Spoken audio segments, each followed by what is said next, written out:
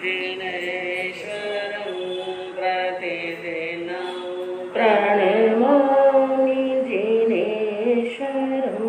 ॐ श्री चिन्तामणिपाश शारदा सद्गुरु सुखरास कृपा कर पूरो मन आस नवल नव पद महिमा गाओ सरस अर सुंदर पद चाओ जप नित जप रे मेरी जान जप नित जप रे जाप जप नव पद जयकारी आयम बिन तप ले वो दारी जप नित जप रे मेरी जान जप नित जप रे। सर्वज्ञ सर्वदर्शी चरण तीर्थंकर अहिंसा के अवतार विश्व वंदनीय शासनपति श्रमण भगवान वर्तमान महावीर के पावन चरणों में कोटि कोटि वंदन। हृदय की अनंत अनंत आस्था के केंद्र संयम धन के दाता संसार सागर से तिरने का सन्मार्ग बताने वाले पूज्य गुरु भगवान श्रमण सूर्य दिव्य विभूति 1008 श्री मर्दर केसरी मिश्री मंजी महाराज साहब के पावन चरणों में कोटि कोटि वंदन।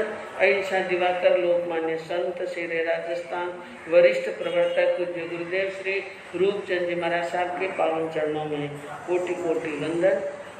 मरुद्रा भूषण संत शिरोमणि पूज्य प्रवर्तक गुरुदेव श्री सुकन मुनि जी महाराज साहब के पावन चरणों में कोटि कोटि वंदन। साधना की प्रतिमूर्ति सद्गुणों की उपासिका सरल मना शांत दांत गंभीरा गुरुवरिया माँ सती श्री सज्जन कंवर जी महाराज साहब के पावन चरणों में कोटि कोटि। धर्म प्रेमी बंधुओं, शीलवती माताओं, कल आपके सामने वर्णन चला था कि मैना सुंदरी श्रीपाल जी और श्रीपाल जी की माता जी कमल प्रभा, ये तीनों ही आपस के अंदर मिल गए और वहाँ मिलने के बाद में अपने पुत्र श्रीपाल को स्वच्छ और स्वस्थ देखा तो माँ के मन में बड़ी प्रसन्नता हुई और सारी बातचीत हुई और श्रीपाल जी ने बताया कि मैना सुंदरी के कारण से मेरा शरीर निरोगा हो गया। ये इनका ही पुण्य समझिए। और जब कमल प्रभा ने अपने पुत्र वधु को आशीर्वाद दिया और कहा कि हे पुत्र वधु, तेरे कारण से मैं धन्य धन्य हो गई हूँ, तूने मेरे पर बड़ा उपकार किया है। उन्होंने कहा माता जी, उपकार मेरा नहीं, उपकार किसका है? गुरुदेव का है। उन्होंने यह का यानी उपदेश और उन्होंने ही मार्गदर्शन दिया है, तो उसके कारण से तो ऐसे गुरु के दर्शन करने के लिए श्रीपाल मैना सुंदरी कमल प्रभा वहाँ पर आते हैं और वहाँ पर अपनी यानी मैना सुंदरी की माँ रूप सुंदरी और मैना सुंदरी के मामा पुण्यपाल वहाँ पर पहले से मौजूद थे और एक नव युवक सुंदर युवक के साथ में आती हुई उन मैना सुंदरी को देखा तो माँ को क्रोध आ गया कि मेरी बेटी ने नाता कर लिया। मेरी बेटी ने क्या कर लिया? नाता कर लिया है। और उस यानी कोडिया को छोड़कर सुंदर युवक के साथ में शादी कर लिए। तो मैना सुंदरी ने कहा माँ जी, ऐसी बात नहीं है, आप ऐसा मत कहिए, ये तो मेरी यानी गुरुदेव की कृपा हुई, मेरी आशा पूरी हुई और आपकी आशीष सफल हुई। आपकी आशीष क्या हो गई? सफल हो गई। यह वही है जो कोटि थे।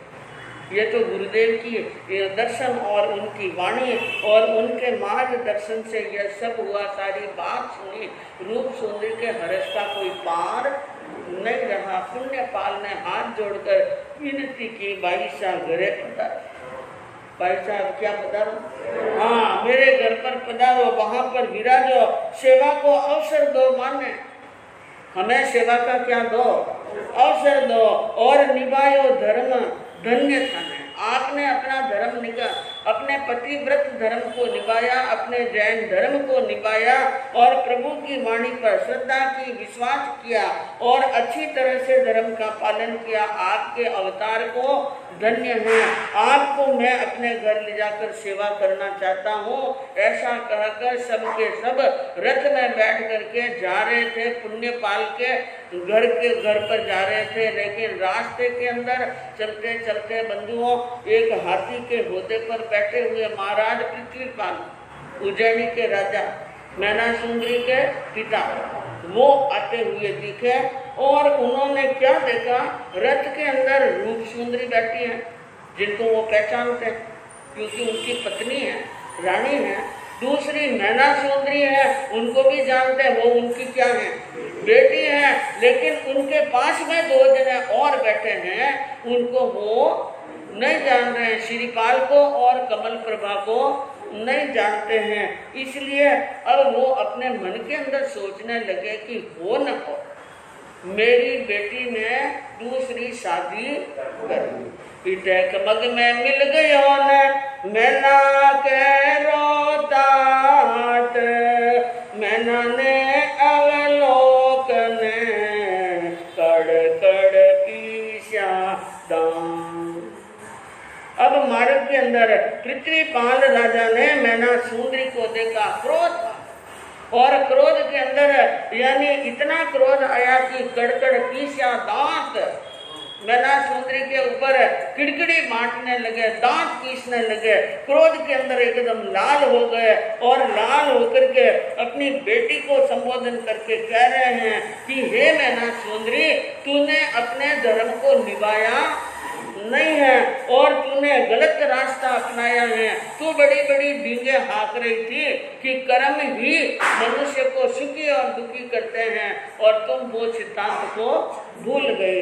अरे कलंक लगायो पति छिटकायो, कलंक लगायो पति छिटकायो, अपयस को लेनो सिर भार, मैं पृथ्वी पान। तूने मेरे घर पर जन्म लेकर के बहुत गजब का कलंक लगाया है और खोटे कर्म किए हैं, पति छिटकाया। तूने अपने कोटि पति को छोड़ दिया और एक सुंदर युवक के साथ में पति का रिश्ता जोड़ दिया है, पत्नी का रिश्ता जोड़ दिया है। तूने अच्छा काम नहीं किया, अपयश। पहले तो मुझे भरी सभा में लज्जित किया था और अब ये कलंक लगा करके सारी दुनिया के सामने क्या कर लिया है, लज्जित कर लिया है। इस प्रकार की दो चार बातें कही। मैनासुंदरी, रूप सुंदरी को क्रोध आया, उसने कहा चुप रहो जी, ज्यादा बोलने की जरूरत, हाँ, क्योंकि रूप सुंदरी को सटी बात क्या है मालूम है। वो बोली, तड़की आप जिसो नहीं सब संसार, आप जैसा सबको मत समझिए। आप अपने आप मान में, अहंकार में तुले हैं, अनीति के मार्ग पर तुले हैं, अन्याय के मार्ग पर तुले हैं। लेकिन दुनिया सब आप जैसी नहीं है। दुनिया में अच्छे लोग, भले लोग, सज्जन लोग भी बहुत सारे हैं और सब के सब आप जैसे नहीं हैं। मेरी बेटी मैनासुंदरी को कुछ भी कहने के पहले सोच लीजिए। और यह जो युवक है वो इनका पति है जिनके साथ में आपने इनकी क्या की थी। हाँ, ये तो कृपा हुई गुरु की। क्या हुई? गुरु और धर्म के प्रति श्रद्धा थी, इसलिए आज ये सब कुछ हुआ है। मुनिवर मिलिया तपतन धरिया, इनको क्या मिले? मुनि मिले, उनका उपदेश सुना और उन्होंने जो जो कहा वैसा वैसा तप अंगीकार किया और नीके मन जपियो नवकार, और नवकार महामंत्र का क्या किया इन्होंने? जाप किया है और तपस्या की है, आयंगिल की ओढ़ियां की है। इस कारण से कंचन बनगी काया पुण्य तनो खुलियो बंडा। इस कारण से इसकी काया कंचन जैसी हो गई है, ये पुण्य का भंडार खुला है। और यह श्रीपाल है, ये कोई मामूली व्यक्ति नहीं है। आप ये मत समझना कि अरे गहरे नत्थु गहरे के साथ में विवाह कर दी। आपने तो यही सोच करके विवाह किया, लेकिन मेरी बेटी के तकदीर क्या है? हाँ, यह अंग देश का राजा है, सिंग्रत राजा का पुत्र है और माता कमल प्रभा का बेटा हैं, इसलिए इनको आप कमजोर मत समझना। इनमें वो बल है जो 1 करोड़ भट्टों को परास्त कर सकता है। ये सारी बात सुनी तो पृथ्वीपाल के तो रोंगटे खड़े हो गए। विचार किया मैंने, बड़ा गजब का काम किया। मैना सुंदरी के तकदीर वाकई में क्या है, बड़े तेज हैं। और फिर मन के अंदर लज्जित भी हुआ, क्योंकि जिनके साथ में शादी की वो कौन है, एक राजा है और अंग देश का राजा है, सबल है, योग्य है। इसलिए बंधुओं हाथों हाथ मान का जो अहंकार का जो था वो सारा पानी में पड़े हुए नमक की तरह गल गया और पृथ्वीपाल एकदम नरम बन गया। हाथ जोड़कर सामने खड़ा हो गया अपने जमाई के और बेटी के और कहा, मो अपराध माफ कर बाया, मो अपराध माफ कर बाया, महना चालो है मनवार, मैनाने लगे पृथ्वी मोह अपराध माफ कर बाया। हाथ जोड़कर और बिल्कुल नम्र होकर मीठी वाणी से नम्र वाणी से कहने लगे, हे बेटी मेरे अपराध को माफ कर, मेरी गलती को माफ कर ले और मुझे माफ करके मेरी मनवार है मैं चलो। कहाँ पर चलो, उज्जैनी में चलो। मैंने जो गलतियाँ की हैं उनकी मैं बार बार माफ़ी मांगना चाहता हूँ, अपराध को माफ करो, आप बड़े हैं। और अब बंधुओं मैना सुंदरी ने श्रीपाल जी की तरफ देखा। श्रीपाल जी मन में विचार करने लगे, एक व्यक्ति गलती करता है, हमें लगता है सामने वाला हमारे साथ में क्या कर रहा है, गलती, लेकिन असल में गलती कर्मों की होती है। किसकी होती है? हाँ। और जब एक बड़ा बुजुर्ग राजा हाथ जोड़कर नम्र भाव से बार बार माफी मांगे तो उनको माफ करना हमारा क्या है, धर्म है। इसलिए मैना सुंदरी को इशारा किया, पिता राजा के वहां पर ही चलना चाहिए। कहाँ चलना चाहिए? पिताजी के घर पर चलना चाहिए। और जैसे ही श्रीपाल जी ने स्वीकृति दी और पृथ्वीपाल राजा को इतनी प्रसन्नता हुई और शीघ्र ही मंत्री आदि समाचार भेज दिए, पूरी उज्जैनी को नववधू की तरह सजा लो, क्योंकि मैना सुंदरी और श्रीपाल जी को बधा कर लेना है।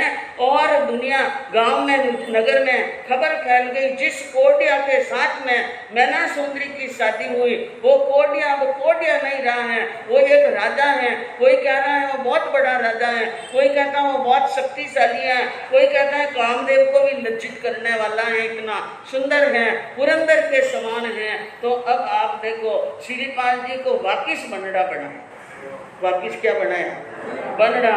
और यूं समझ लो अब बारात ही आई हो, ऐसे उज्जैनी की जनता उस बनड़े को देखने के लिए उलट रही है। और नगर उज्जैनी लाया सबने, नगर उज्जैनी लाया सबने, सारा सर्जन लिया निहार, मैना नगर उज्जैनी के अंदर लेकर आए। और सारी जनता ने, साधारण प्रजा ने देखा, बड़े बड़े ओहदेदार मंत्रियों ने और जागीरदारों ने, राजाओं ने, विद्वानों ने और बड़े बड़े सरदार और उमराव और खजांची भंडारी कोठारी सभी देखा क्या रूप है, क्या बल है, क्या चमकता चेहरा है। ऐसा नहीं जाना था जिस समय ये कोड़े के रूप में आए, उस समय ऐसा है वो हमने नहीं जाना। और बार बार नम्र भाव से पृथ्वीपाल राजा कहता है कि जमाई राणा हमारे यहाँ पर आप आराम से रहिए, किसी प्रकार की कोई शंका मत करें, मौजा मानो, यानी खूब मौज से रहो, शौक से रहो और कोई चीज की कमी नहीं आनी। नौकरों चाकरों को, मंत्रियों को और पदाधिकारियों को कहता है कि जमाई राणा जो संकेत करे, जो बात कहे वही काम क्या होना चाहिए, अति शीघ्र होना चाहिए, अक्षर अक्षर आज्ञा का पालन होना चाहिए। और मुझे मेरी बहुत बड़ी कुर्बानी है, मिला जमाई बल सरदार, ऐसा जमाई तो फिर दुनिया को मिलने वाला नहीं है, इसलिए बहुत खुशी और राजा को भी जैन धर्म के प्रति क्या होने लगी, श्रद्धा। इसलिए आण फिरादी नगर में जैन धर्म को स्वीकार करो, जैन धर्म को मान लो। अखंडित आण फिरवाई, सारे नगर में चैन की बंसी बज रही है। और जो रानी रूप सुंदरी मैना सुंदरी के विवाह के समय में पति ने उनका कहना नहीं माना, बात नहीं रखी, इसलिए रूठ कर पीहर चली गई थी। रानी क्या चली गई थी? पीहर। और श्रीपाल जी को मैना सुंदरी को तो पृथ्वीपाल लेकर आ गए, लेकिन रूप सुंदरी अपने पीहर चली गई थी पुण्यपाल के साथ में। इसलिए अब राजा अपनी रानी को मनाने के लिए, हाथाजोड़ी करने के लिए अपने ससुराल गए और मनाकर रानी को वापस अपने महलों में लाए। और अब वहाँ पर आनंद के साथ में रह रहे हैं जमाई मैनावती के साथ। मैनावती के साथ में बड़े आनंद के साथ में उज्जैनी में रह रहे हैं। और राजा के जमाई साहब यानी पृथ्वीपाल और श्रीपाल, ये दोनों ही नित्य हवाखोरी के लिए बगीचे में पधारते हैं और बड़े सज धज के जाते हैं। और जिस समय जाने का टाइम है, उज्जैनी की प्रजा मार्गों पर जमा हो जाती है उनको देखने के लिए। प्रतिदिन सवारी निकलती है, प्रतिदिन देखते हैं और प्रतिदिन वहां पर जाने का वही काम था। एक बार की बात है, एक बार के समय की बात है कि एक किसी ने पूछा, ये जो जनता खड़ी थी, प्रजा खड़ी थी, उनमें से पूछा हमारे राजा जी के साथ में जो एक सुंदर युवक जो देव कुमार के समान दिख रहा है वो कौन है? ऐसा क्या किया, प्रश्न किया तो माँ ने उत्तर दिया कि यह हमारे महाराजा जी के जमाई साहब हैं। ये महाराजा जी के क्या हैं? जमाई साहब। श्रीपाल जी के कानों में पड़ गया, मैं महाराजा का क्या हूँ? जमाई हूँ। मैं जमाई के नाम से पहचाना था। किसके नाम से? जमाई के नाम से। और ससुराल में रहेंगे तो जमाई के नाम से ही जाने जाएंगे। और अब श्रीपाल जी को अपना स्वाभिमान जागृत हुआ, विचार करने लगे, उत्तमा आत्मना क्या। उत्तम पुरुष तो अपने आत्मा यानी अपने नाम से ही ख्याति प्राप्त करते हैं। जो अपने नाम से प्रसिद्धि को प्राप्त करे वे उत्तम पुरुषों की श्रेणी में आते हैं। और पितु ख्याताश्च मध्यमा, और कोई अपने पिता के नाम से ख्याति प्राप्त करते हैं। एक इनके बेटे ऐसा फलान चंदीरा बेटा है, जो इनके पिताजी ने बहुत बड़े बड़े काम किए, संघ के अंदर, समाज के अंदर, धर्म के, तप के जो भी काम किए, पिता के नाम से किसी बेटे की पहचान होती है तो वो होता है मध्यम। क्या होता है? मध्यम। और जगन्या मातुला क्या, और जो अपने मामा के नाम से पहचान देते हैं, ये कौन है सा? ये हमारे गांव के अंदर जो फलान चंदी है ना, उनका सग्गा भांजा, उनका ये क्या है? भांजा। तो उनको जगन्य कहते हैं, यानी मीठा, उत्तम, मध्यम और जगन्य। और ससुरा ख्याता अदमा अदमा, जो ससुर के नाम से ख्याति प्राप्त करे वो अदमा अदम, नीच में भी नीच। क्योंकि जमाई तो एक दिन का अच्छा लगता है ससुराल में, कितने दिन का? एक दिन रो पावनो, दूसरे दिन रो पही न, तीसरे दिन घर नहीं जाए तो अक्ल कट गए। श्रीपाल जी ने मन में विचार किया, मुझे यहाँ पर ससुर के नाम से जानते, कोई मुझे यूं नहीं कहता है ये श्रीपाल जी है, कोई यूं नहीं कहता है ये सिंगरत राजा का बेटा है, कोई यूं नहीं कहता है ये अंग देश का नरेश है। इसलिए अब मन में विचार आया, मुझे ससुराल में नहीं रहना है, मुझे ससुराल छोड़ करके जाना है और अपनी भुजाओं के बल पर और अपने नाम को प्रकट करना है, लक्ष्मी अर्जित करनी है, राजलक्ष्मी को प्राप्त करना है। और इसलिए वे मन में ये सोचकर माँ कमल प्रभा के पास में आए और कहा, माता जी मुझे आज्ञा दीजिए, मैं अपने भाग्य को आजमाने के लिए जा रहा हूँ। माँ भी यही चाहती थी, क्योंकि कौन सी ऐसी माँ होगी जो बेटे के ससुराल में रहना पसंद करेगी? बेटे के ससुराल में क्यों रहे? जब उनका योग्य बेटा है तो बेटे के साथ में ही अपने राज्य में रहना चाहती है। लेकिन इतने समय के बाद में यानी सुख के दिन आए इसलिए माँ बोली नहीं, लेकिन आज बेटे ने खुद ने कह दिया आज्ञा दीजिए। माँ ने कहा जैसा तुम्हें सुख हो वैसा करो, ऐसी आज्ञा फरमाई। और फिर बाद में आए महारानी यानी अपनी रानी मैना सुंदरी के महल के अंदर, और वहाँ आकर के आज्ञा नहीं ली। क्या नहीं ली? हाँ, क्योंकि आज्ञा तो किसकी चाहिए? माँ की। माँ बाप की आज्ञा आज्ञा होती है, पत्नी की आज्ञा लेने की जरूरत नहीं है। जो व्यक्ति इतने गुलाम बन जाते हैं वे पत्नी की क्या लेते हैं? आपको बुरा तो लगता होगा, बहुत बुरा लगता होगा कि हम गुलाम हैं, लेकिन अपने आप में सोचिए बंधुओं, इन महापुरुषों के चरित्र के माध्यम से और आप आगमों के माध्यम से ये अम्मा पीरो आप छामी। जब भी वैराग आता तो वैरागी भगवान के सामने ये कहता, मैं माता पिता को पूछ करके आज्ञा लेकर दीक्षा अंगीकार करना चाहता हूँ, चाहे उनके 1000 रानियां हो, चाहे 8 रानियां हो, चाहे 60 रानियां हो, चाहे 63,000 रानियां हो, किसी की आज्ञा की जरूरत नहीं।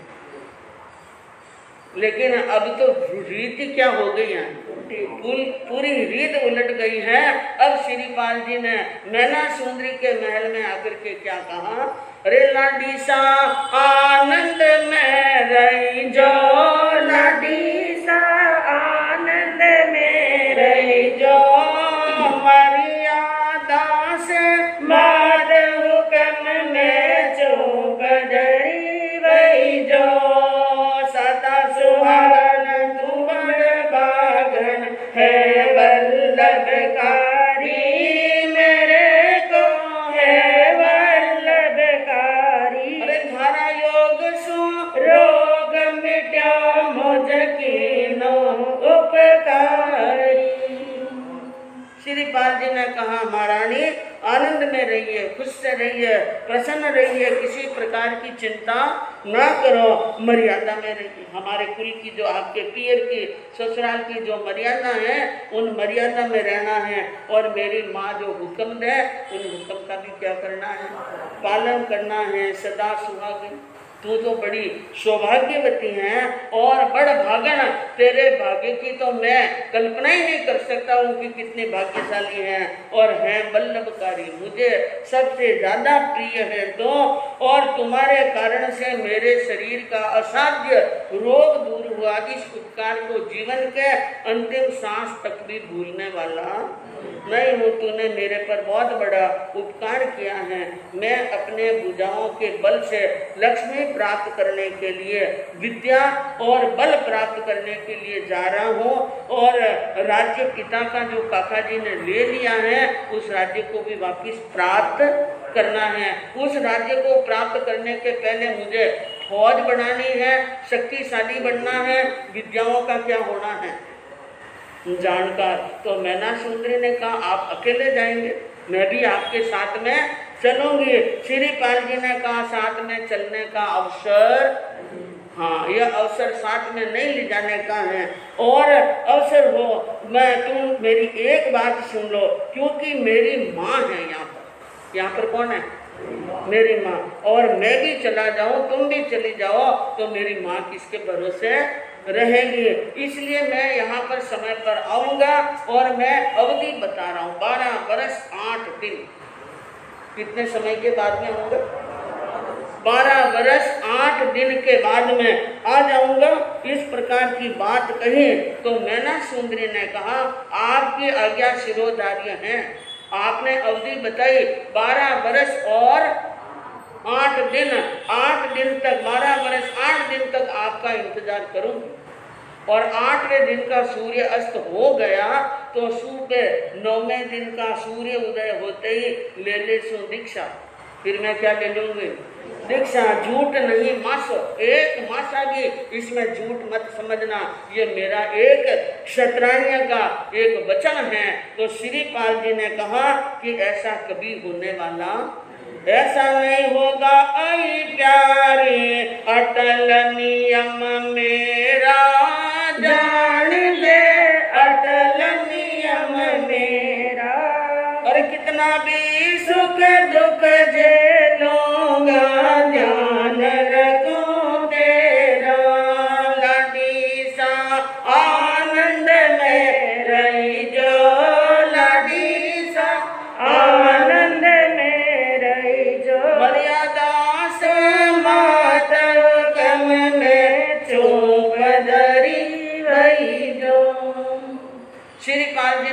ये आपका क्षत्रिय का वचन है तो ये क्षत्रिय का वचन है कि मैं वचन से कभी पलटने वाला, चाहे कितना ही दुनिया जितना दुख आ जाए और दुनिया जितना सुख आ जाए तो भी ध्यान रखूं तेरा, तुम्हारा क्या रखूंगा, ध्यान रखूंगा, ऐसा मत समझना। ऐसा कह करके श्रीपाल जी वहां से क्या हो गए, रवाना हुए और बंधुओं चलते चलते एक वन में पहुंच गए।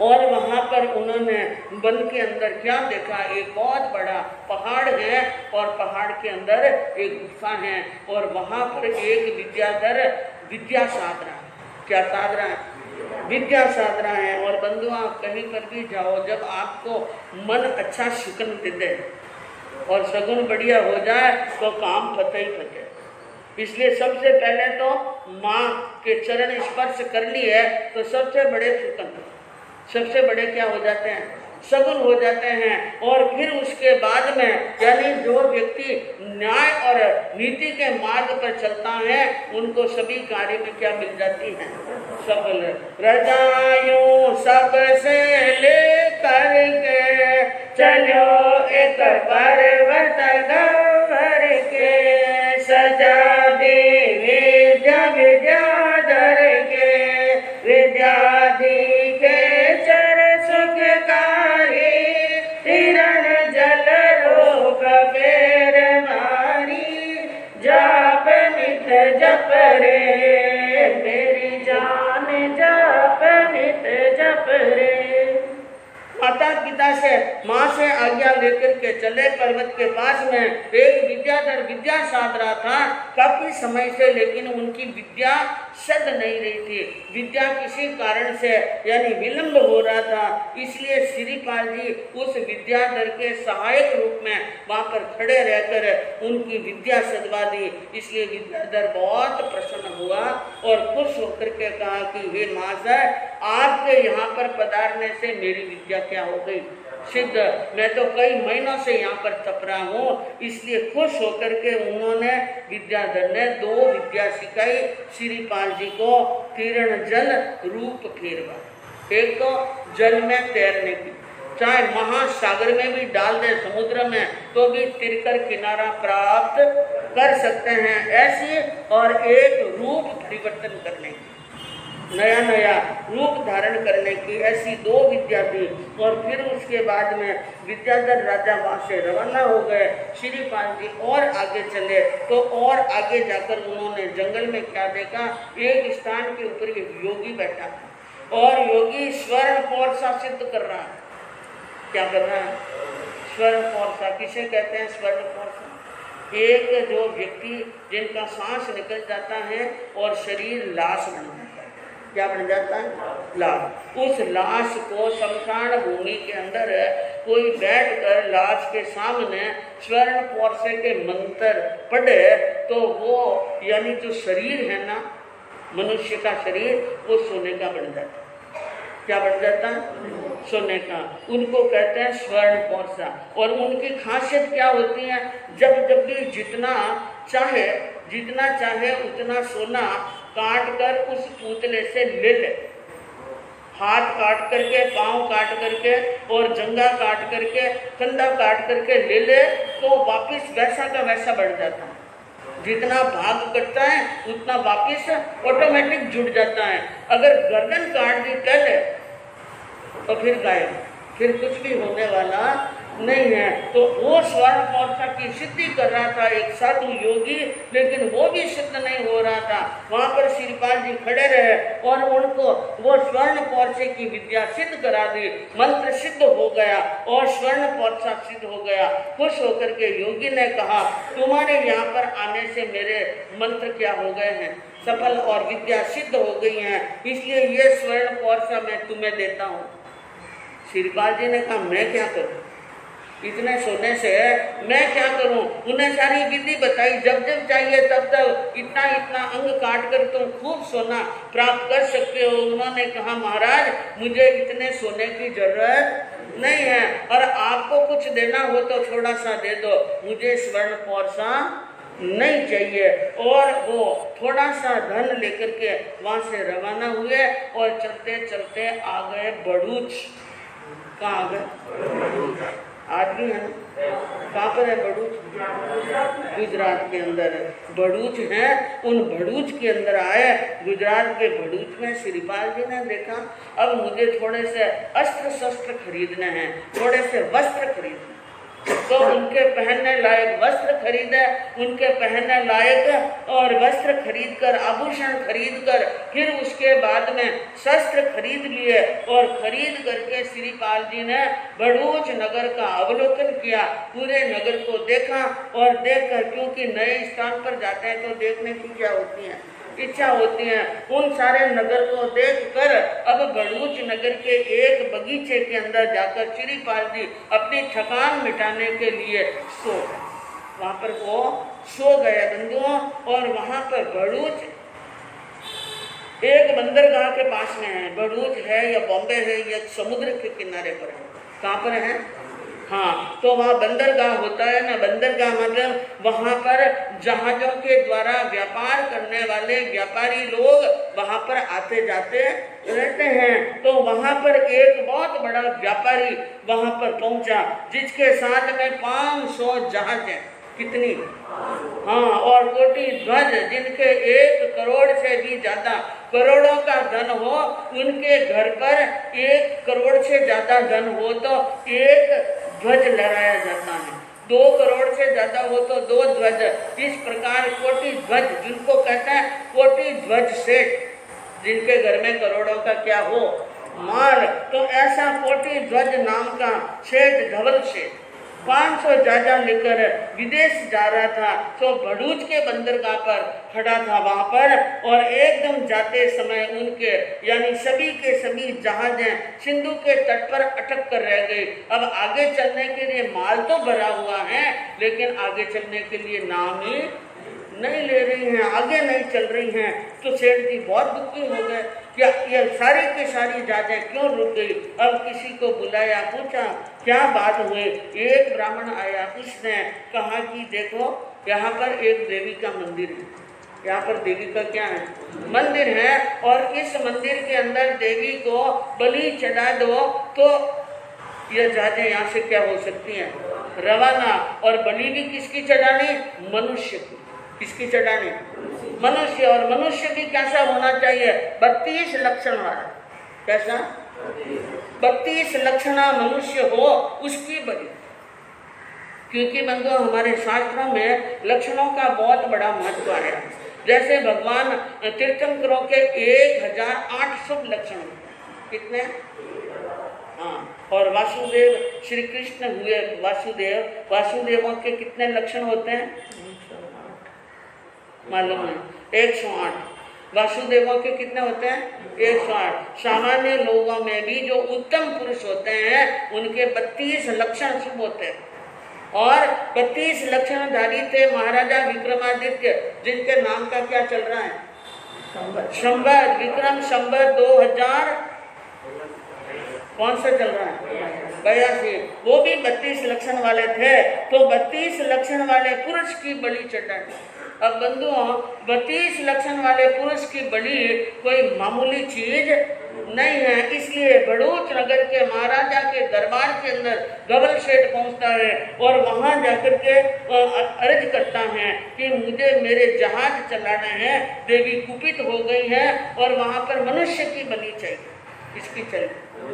और मनुष्य की बलि। इसलिए राजा को खुश करने के लिए वो बंधुओं खूब सारा अपार धन लेकर के गए, और वो भी 32 लक्षण वाला होना चाहिए।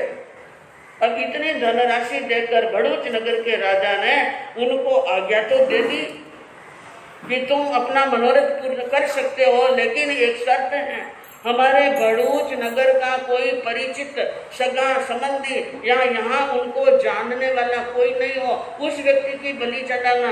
हमारे नगर के जाने पहचाने व्यक्ति की बलि नहीं चढ़ाना। अब कहा ठीक है, अब आज्ञा तो मिल गई और सेठ जी ने अपने अनुचरों को चारों ही दिशाओं के अंदर भेज दिया, जाओ ऐसे व्यक्ति को पता करो। अब जो कुछ भी किसी को भी सामने लाते हैं, तुम भरूच नगर के अंदर किसी को जानते हो, कोई किसी का मित्र का नाम लेता है, कोई सगे का, संबंधी का, अपने परिवार का, उनको छोड़ देते हैं बंधुओं।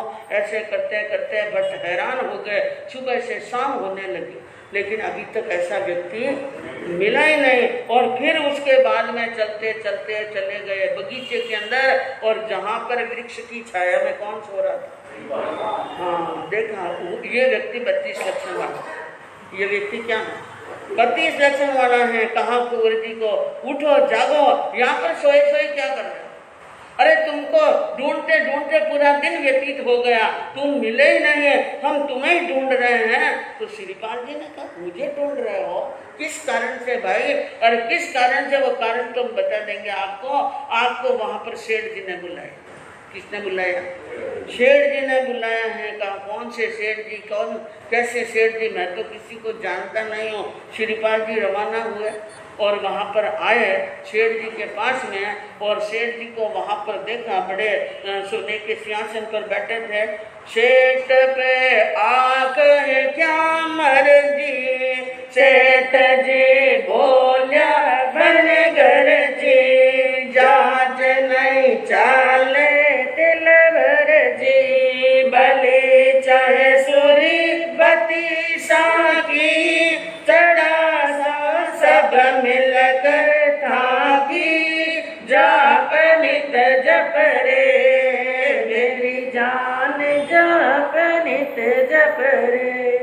सेठ जी के पास में आए। कहा, क्या बात है सेठ जी, किस लिए याद फरमाया, क्यों याद किया? मैं तो आपको नहीं जानता हूँ। कभी मैं जानने न पहचानने की तो कोई बात ही नहीं, तो आपकी क्या मनसा है? मनसा कुछ नहीं, ये जो मेरे 500 जाट पड़े ना, एक भी चलने का नाम नहीं ले रहे हैं। और यहाँ पर देवी का मंदिर है, देवी कुपित हो गई है, और ये 32 लक्षण वाले पुरुष की बलि चाहती हैं, और आप 32 लक्षण वाले हैं, हम सब मिलकर आपकी क्या जलाएंगे? श्रीपाल जी को हंसी आएगी। वाह भाई वाह, क्या बात कही है सेठ जी ने, बहुत बड़ी जबरदस्त बात कही। 32 लक्षण वाले पुरुष की बलि। अरे सेठ जी, ऐसा कैसे जुल्म कर सकते हो? और काला मुंह हो जाएगा आपका, एक पुरुष की बलि, और वो भी 32 लक्षण वाले। और फिर आप कहते हैं बहुत देर से हैरान परेशान हूँ, मैं तो यूं देख रहा हूँ, मुझे तो आप ही 32 लक्षण वाले ही दिख रहे हैं। आप खुद क्या दिख रहे हैं? 32 लक्षण वाले दिखते हैं, तो आप अपने ही सिर क्यों नहीं चढ़ा लेते? ये जाजे तो अपने आप ही क्या हो जाती है, रवाना। सेठ जी को गुस्सा आया, अच्छा तो तू मेरी बलि चढ़ाना चाहता है? उन्होंने, सेठ जी ने हुक्म लगाया अपने सारे फौजी अफसरों को, घेर लो इसको, ये भाग नहीं जाए, ये बलि का बकरा रोक लो, मार्ग रोक कर खड़ा हो जाओ। अब शेर जी के फौजी आए और अपने अस्त्र शस्त्र संभाले।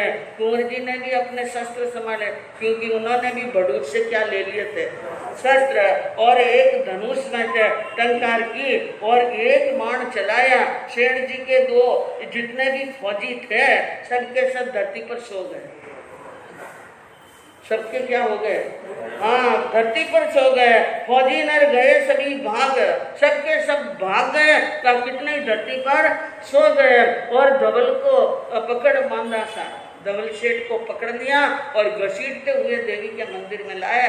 सेठ जी, अब तुम्हारी बलि चढ़ाऊंगा मैं यहाँ पर, और जाने लेकर के जाऊंगा। शेर जी ने हाथ जोड़े और कहा कि दया करो, मेरे ऊपर क्या करो, मेहरबानी करो, मुझे मत मारो। उन्होंने कहा कि पहली आप एक बात का पचकान ले लो कि आइंदा किसी पुरुष की बलि, हाँ, ऐसा पाप नहीं करेंगे और अपनी आत्मा को काली नहीं कराएंगे। रही बात जहाज चलाने की, वो तो मैं 1 मिनट में चला सकता हूँ, इसमें बलि चढ़ाने की क्या बात है। सेठ जी ने हाथ पानी ले लिया। आज के बाद में किसी मनुष्य की बलि चढ़ाने का मन में इरादा भी नहीं करूंगा। और फिर सेठ जी के साथ में श्रीपाल जी वहां पर पधारे, जहां पर 500 जातें खड़ी थी, और नवकार नवपद जी का नाम यानी स्मरण करते हुए एक जहाज पर लात मारी और सबके लंगर खुल गए और जातें चल चल करती हुई चलने लगी। धवल सेठ बड़ा खुश हुआ। इस व्यक्ति ने क्या मारी, एक लात मारी और जहाज क्या हो गए हैं रवाना। धवल हर्षित होकर के कहा, धवल सेठ ने, अगर आपको मैं नौकर रखूं, किसको, श्रीपाल जी को, तो 1 महीने की तनख्वाह कितने लोगे? उन्होंने कहा 1 सहस्र स्वर्ण मुद्रा। कितनी? 1 करोड़। 1 करोड़ स्वर्ण मुद्रा लूंगा 1 महीने की। कितनी? 1 करोड़। सेठ जी ने कहा मैं 1000 ही देता हूँ सबको। कितनी देता हूँ? इतना भार मैं वहन नहीं कर सकता हूँ। 1000 स्वर्ण मुद्रा की थैली भेंट स्वरूप धवल सेठ जी ने उन श्रीपाल जी के चरणों में रखी और श्रीपाल जी को कहा मैं आपको इतनी तनख्वाह देने के लिए तैयार नहीं हूँ। तो कंवर साहब ने कहा आप कहाँ जा रहे हो? कि मैं तो देश और विदेश जाऊंगा। कि मैं देश विदेश जाने के लिए आपकी जहाज़ों में बैठकर यात्रा करूं तो आप किराया क्या लेंगे? सेठ जी ने कहा 1000 स्वर्ण मुद्रा। कितने? हाँ। तो सेठ जी की ये बात सुनकर कहा ठीक है, अगर आप 1000 स्वर्ण मुद्राएं ले रहे हैं, किराया 1 सहस्र देना, ले लो यह भेंट नहीं लेना। धवल ने मान लिया कहना, चले हैं जहाज हवा नौची, जहाजे बबरकोट पहुंची। जापनित जप रे मेरी जान, जापनित जप रे। सेठ जी ने स्वर्ण मुद्राओं को 1000 स्वर्ण मुद्राएं 1 महीने के लिए उनकी जहाज का किराया है। धवल सेठ जी ने कहा ये भेंट अपने पास रखिए 1000 स्वर्ण मुद्राएं और मैं आपकी जहाज में चलूं। सेठ जी तो और राजी कि मेरा भेंट भी वापिस आ गया और ये साथ चल रहा है, 1 नया टक्का इनको देना नहीं, न बीच में जहाँ भी काम अटकेंगे तो साथ में आया है तो थोड़ा तो मिनकपना रखेगा, काम तो निकल ही जाएगा। इसलिए सेठ जी राजी, न श्रीपाल जी भी राजी। अब वे जहाजें चलती चलती बब्बर कोट के बंदरगाह पर पहुंच गई हैं। अब बब्बर कोट के अंदर बंधुओं क्या होता है धवल सेठ जी के साथ में और क्या क्या नई बात बनती है आगे सुनने से मालूम पड़ेगा। आज हमारे होली पर्व जी का 3रा दिन है। ओम ह्रीम नमो आयरियाणम की 21 माला फेरनी। ओम ह्रीम नमो आयरियाणम की 21 माला फेरनी है। 36 लोग इसका ध्यान करना है, 36 बार नमोथुणम देने हैं और 36 बार दिक्कतों के पाठ से बंधन करनी है। और वर्ण से आयंबिल करने वाले भाई बहनों को पीली वस्तु से आयंबिल करना है, इस बात का विशेष ध्यान रखिएगा। आयंबिल की होली करने वाले प्रवचन के बाद में यहीं पर अपनी विधि संपूर्ण कर रहे हैं।